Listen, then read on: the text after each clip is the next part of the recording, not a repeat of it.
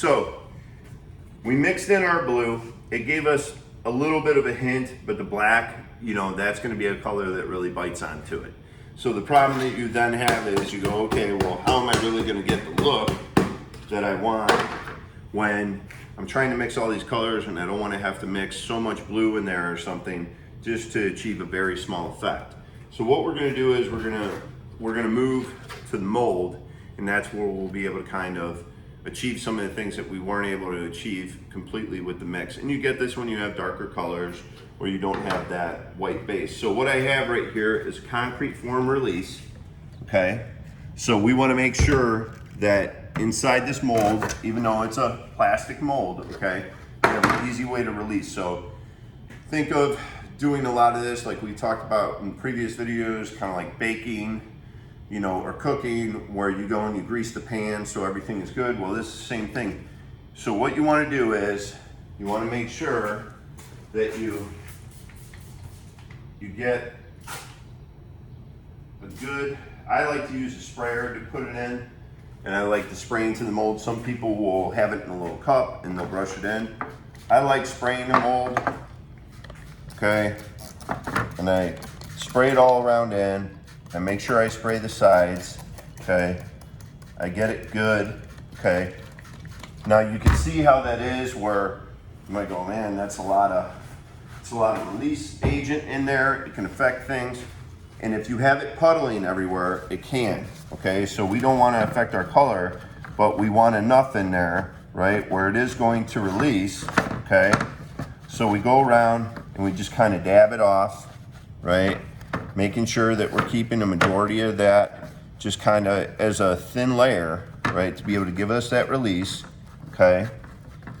But that way it's not overtaking everything. But I do like, and I will add a couple more, I do like some of the puddling with the release. Not a lot, but enough where it's a good way for me to be able to utilize the colors, okay?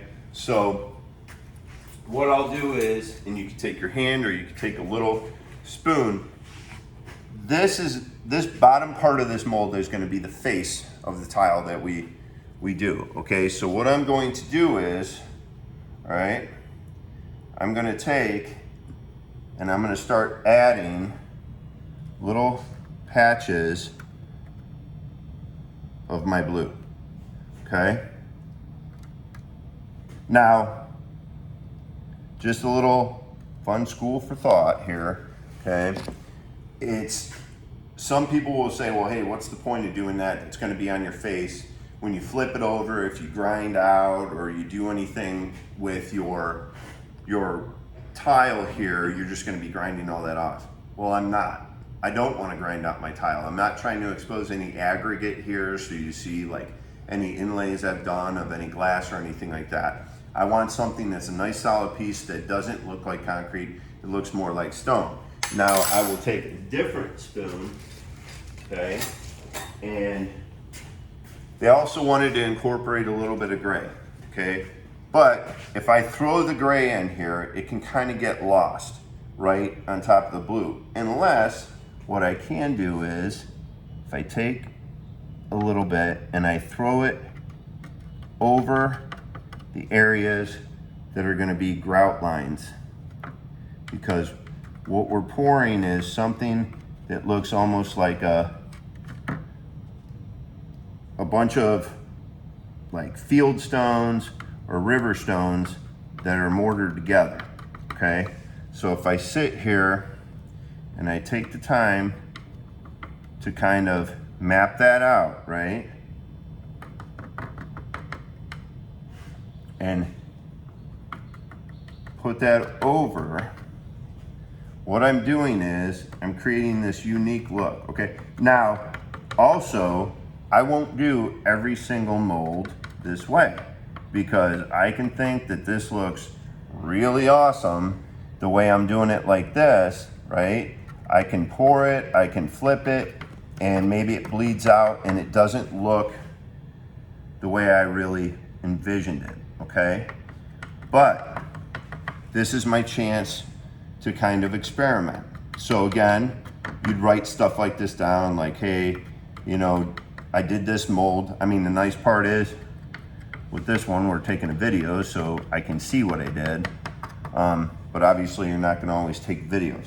And then you don't wanna forget to get the perimeter going around, because essentially that's a grout line when you finish pouring this, okay? So this is a way for me to be able to achieve a different look and not have to necessarily use the mix completely for it, okay? And as I'm doing that, you know, and this is something to remember, you're making individual tiles, and hopefully you're not making a ton of them, otherwise it's gonna take a real long time to do what I'm doing. But if you're doing a smaller project, you have the ability to be able to do something like this and make it more unique.